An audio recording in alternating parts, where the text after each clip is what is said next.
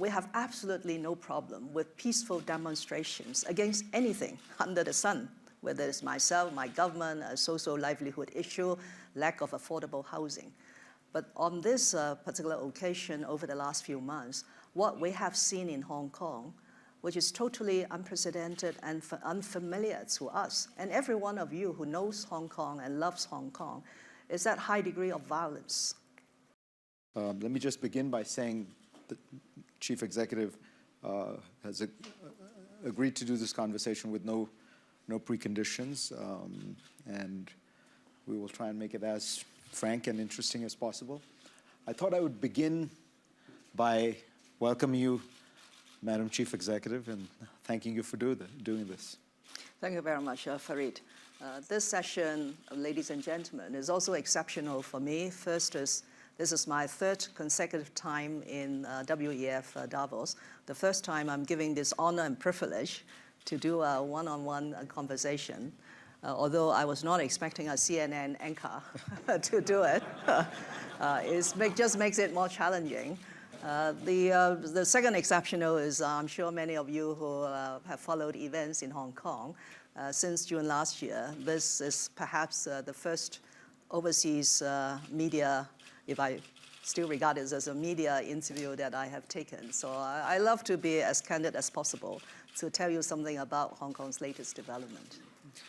So let me start by asking you something that's on people's minds right now, which is, what can you tell us about the Wuhan virus, what some people are calling the China virus?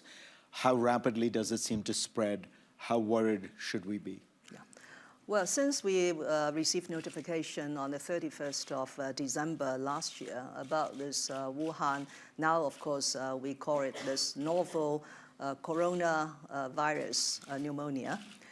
We have been putting ourselves on a very highly vigilant system because we learned from the past. I'm sure you still remember Hong Kong handling the SARS in 2003 and subsequently avian flu and swine flu and the MERS virus and so on. So we have built up a pretty robust and vigilant system to put ourselves on the guard.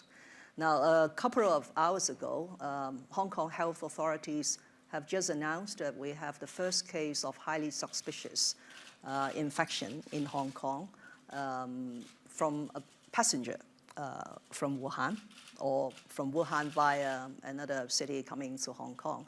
So this system, which has been put in place for almost 3 weeks now, will now be put into actual action. I have asked my health colleagues to be really on the guard because public health is so very important to the community. And with this rapid flow of people across the border, it makes Hong Kong even more vulnerable should this disease spread. So I want to assure you that we have a system, we have a protocol, we have the resources, we have the isolation facilities in our public hospitals, as well as in some of the makeshift isolation facilities, making use of holiday camps, if quarantine is needed for some of those in close contact with this particular passenger through our very effective contact tracing. But finally, the most important point is to keep people informed. So openness and transparency are important features in any public health system. And we have been doing almost daily media reports, but from tomorrow onwards, at a particular time of the day, my health colleagues will come out to share with the community the latest situation. All right, now to the larger stuff. I saw somewhere that you said you weren't sure what the protesters were still protesting about in Hong Kong, given that you have withdrawn the extradition bill and made clear that it is a dead letter. From my reading of the situation, they are protesting for other things now. Independent police commission, a kind of full democracy that they were protesting for during the umbrella protests. Of course, your resignation. So at this point, it seems as though, you know, there is this irresistible force of the protesters with a lot of public support, and there is the immovable object of Carrie Lam.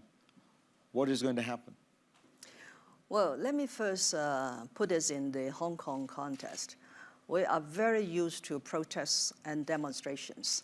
On an annual basis, the police has to handle over 10,000 such events, whether they are public assemblies, protests, marches, or what we call the POEs, the public order events. We have absolutely no problem with peaceful demonstrations against anything under the sun, whether it's myself, my government, a social livelihood issue, lack of affordable housing. But on this particular occasion over the last few months, what we have seen in Hong Kong, which is totally unprecedented and unfamiliar to us, and every one of you who knows Hong Kong and loves Hong Kong, is that high degree of violence, that total disrespect for differences in opinion, that people were beaten when they hold a different opinion from some of these protesters or rioters. So to simplify all these protests as just fighting for democracy and for continued freedoms may have underestimated the situation. So similarly, for the government to provide a political response, because the protesters or these rioters wanted to see a particular response, will not be a very prudent way of ensuring Hong Kong's future and public interest. So every political demand has to be fully assessed against several important principles. One, whether it goes against this very important principle, one country, two systems. That is important to ensure Hong Kong's continued stability and prosperity. And also whether it will continue to enable us to preserve the rights and freedoms enjoyed by everyone in Hong Kong, not just the protesters and rioters. What about the bystanders? What about the families of policemen who have been intimidated and harassed throughout these months? Another principle is the rule of law. To demand the chief executive to ask the Secretary for Justice to grant an overall amnesty to everyone arrested over the last few months is totally inconceivable in the context of a rule of law, which we hold so dearly in Hong Kong. And finally, I could not agree to demands that simply will destroy Hong Kong's well-founded institutions, whether it is the judiciary, the law enforcement agencies, the Mass Transit Railway Corporation, which is represented in my delegation, the Airport Authority, and even the freedom of the press. While the media may be very unhappy with some of the things that the policemen have done during the course of operations amidst very difficult circumstances, with over 10,000 petrol bombs thrown at them or seized from university campuses, and policemen being injured with corrosive liquid, and arrow being intruded into the leg of a plainclothes policeman. So against those odds, if the media is unhappy that they have been treated not as decently as they would like to see, we will improve it. The police has promised that they will improve it through their public relations officer. But it is very important to ensure that the media is as free, as liberal as possible to report on these events. So despite pressure, I can tell you, Farid, I face a lot of pressure, not from the protesters, from the anti-protest camp, that I should control the journalists. I should make sure that everybody comes to my office or the police office for an identification document before they could go down to the site to report. I'd rather not, because that would destroy or undermine one of the institutional strengths in Hong Kong, that is the freedom of the media. But if one views it just from this very technical point of view, it seems to me it misses this larger upsurge that seems to be happening in Hong Kong. I saw written across Central Square, you taught us during the umbrella movement that peaceful protests don't work. This seems to harken back to that, and it is about this fundamental issue of, will Hong Kong have what the protesters regard as genuine democracy? It seems that they have an enormous amount of public support. Between, if you look at the mass rallies, if you look at public opinion polls, and if you look at the most recent elections, right, where 17 out of 18 of the constituencies flipped. Doesn't that tell you that this is something larger and that it has to be dealt with in a more fundamental way, that people in Hong Kong are scared that what makes the city special is going to go away? No, what makes the city special will not go away. Those rights and freedoms enshrined under the basic law, under one country, two systems, will be fiercely safeguarded, not only by myself and my government, but also by the central government.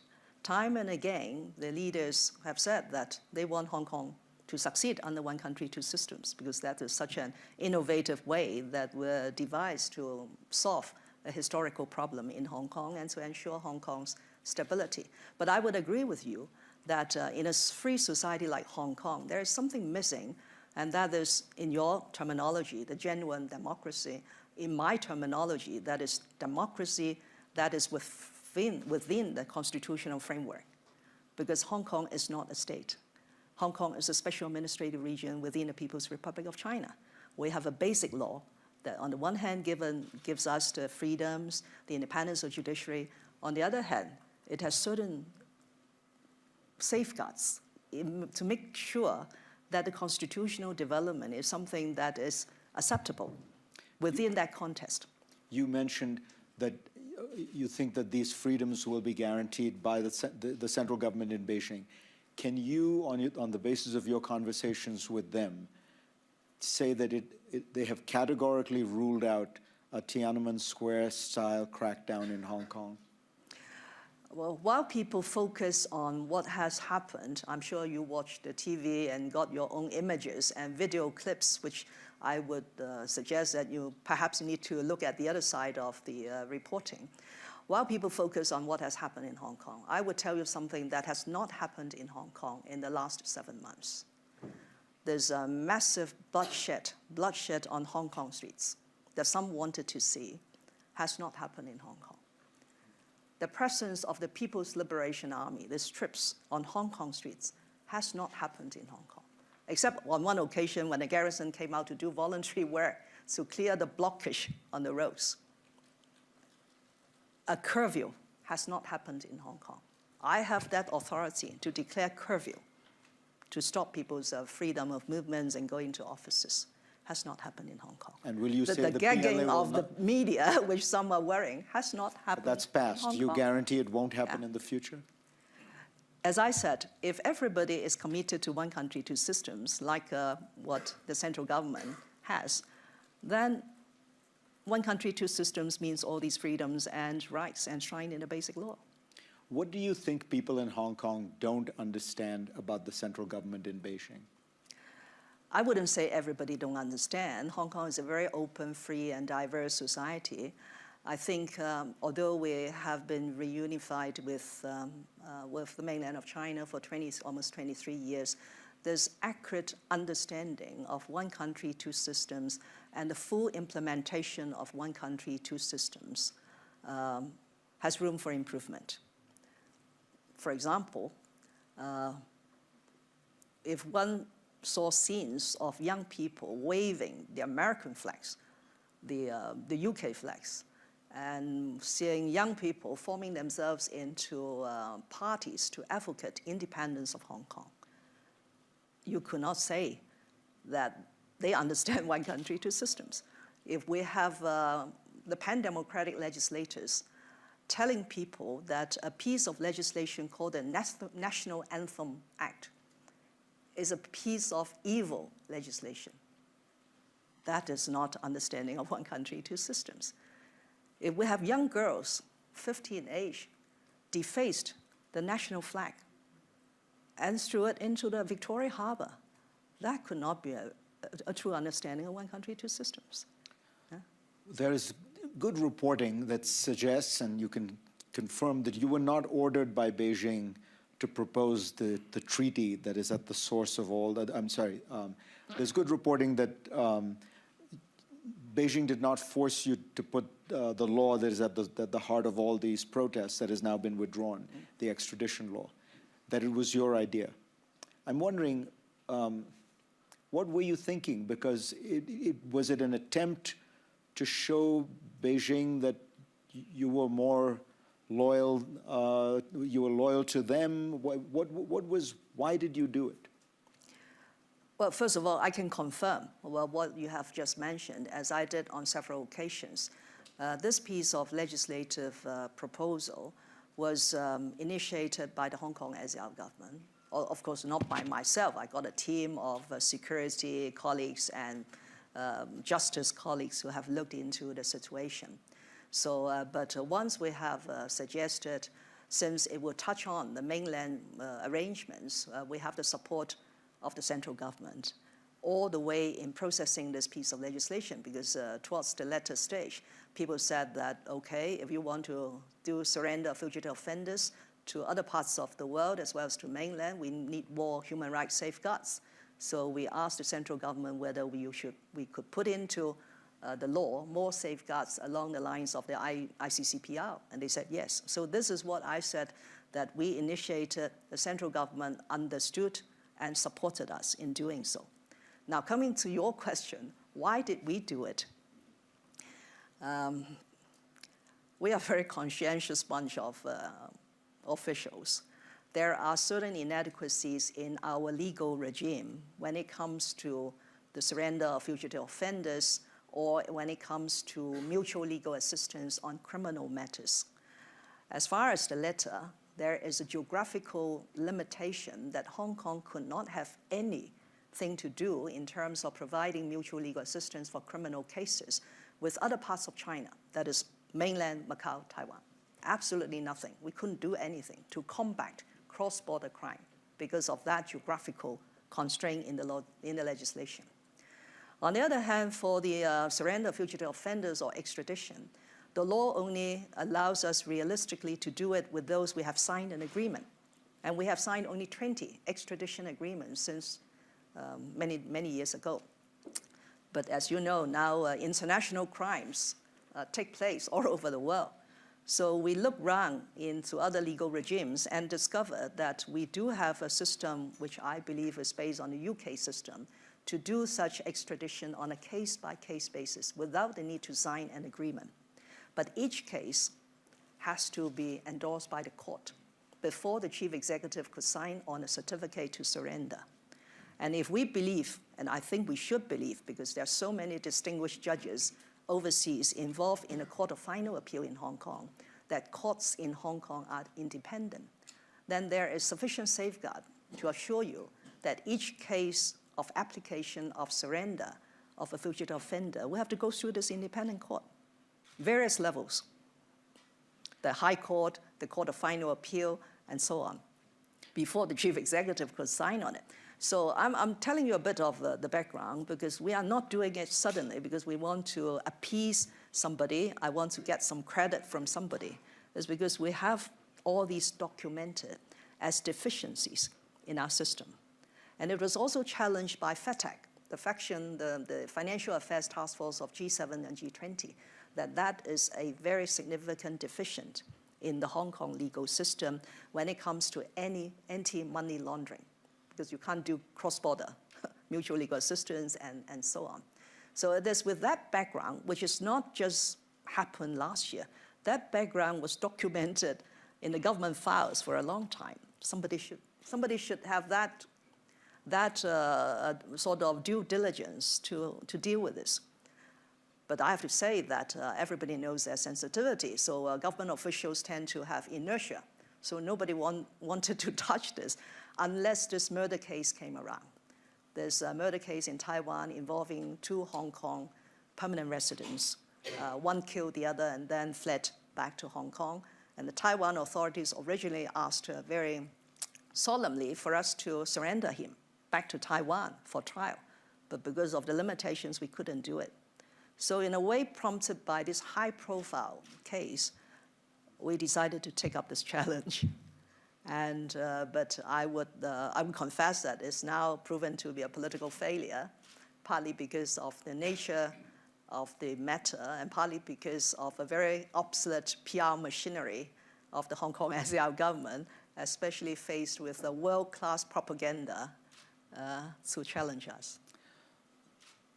Do you think, though, that have you learned something about the sensitivities of the Hong Kong people in the way they have responded to this law? That again, it seems that the law is a symbol of a fear that one country, 2 systems is being slowly eroded by the reach of Beijing's legal, administrative intelligence apparatus.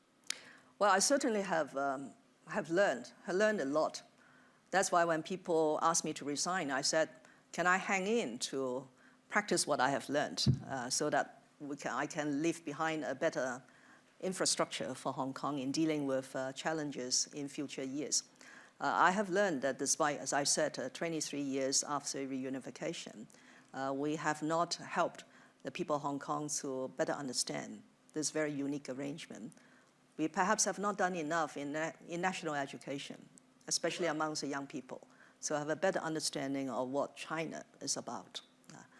And we have perhaps underestimated the grievances of people, which are not uncommon in other places where we have seen riots in recent years of all sorts of things. The lack of economic opportunities for people with different backgrounds and different skills, the lack of diversification in our industries. It's mainly a financial center, a trading hub. It's about the affordability of housing, which I'm sure Hong Kong is almost the worst when it comes to buying. Madam Chief Executive, when I ask the protesters, and I've had a few on the program, they all say, don't get fooled by all that. This is about democracy. Well, I did not deny that. I'm just giving you a fuller picture of what I have learned about the people's sentiments. And I think nobody would deny that this housing problem, this gap between the rich and the poor, this concentration of wealth in a certain proportion of a population are all part of that problem. Your approval rating is now at 14%. It must be very difficult to operate under those circumstances. Privately, we know you have ruminated about resigning. Why not resign?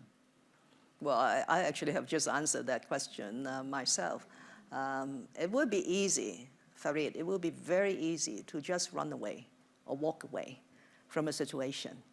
And one has to recognize it's quite a messy situation now, because as you have said, for a government with very low level of support and credibility, it's very difficult to govern and to implement policies, because policies are bound to be very controversial in an open and diverse society like Hong Kong. But for those who understand the political structure and the position of a chief executive in the Hong Kong SAR, leaving that position vacant will only create more uncertainty and confusion. And Hong Kong now has several crises to handle, to manage: the economic recession, this continued protests and political discontent, and lately a public health crisis.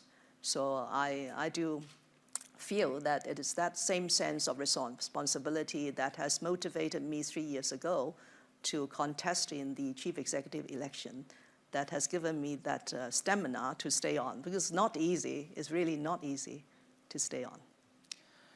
Do you think that Hong Kong will one day have universal adult suffrage, a democracy in which the candidates are not pre-selected by Beijing, but what generally speaking in the world would be considered a full-fledged liberal democracy? Or is that a pipe dream for the protesters?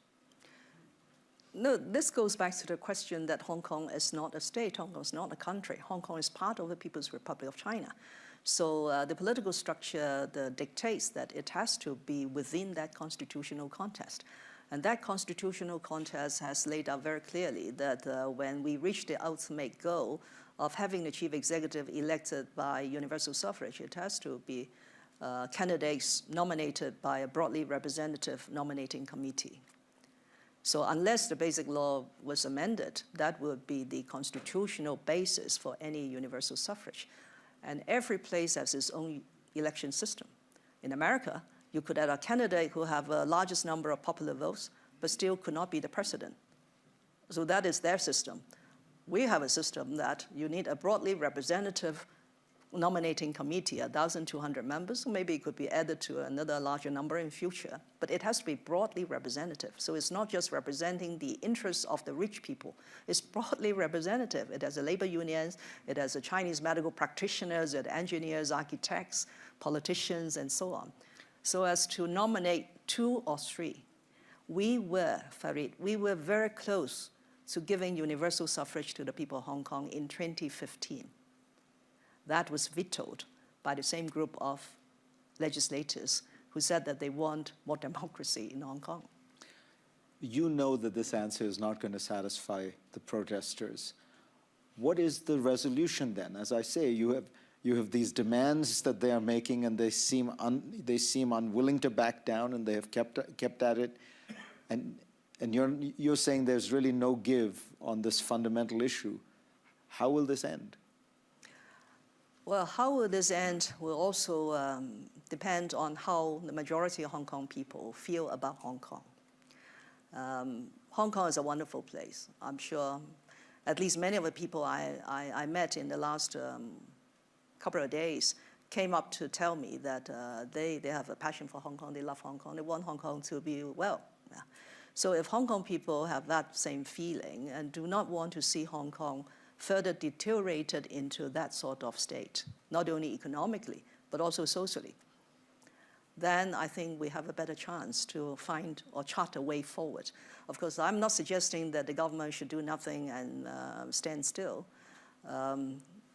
We are about to announce the setting up of a review committee, an independent review committee, to look into the causes of this sustained social unrest and to identify all these underlying issues, deep-seated problems, including some of those maybe related to one country, two systems, and map out a way forward.